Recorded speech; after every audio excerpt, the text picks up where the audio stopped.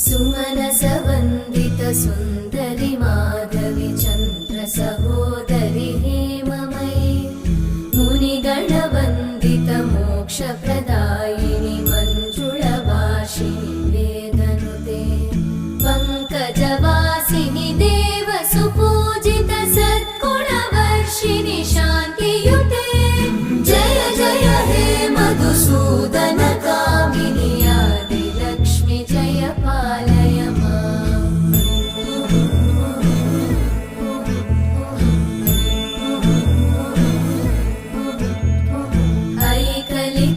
ऐकलिकल्मषनाशिनि कामिनि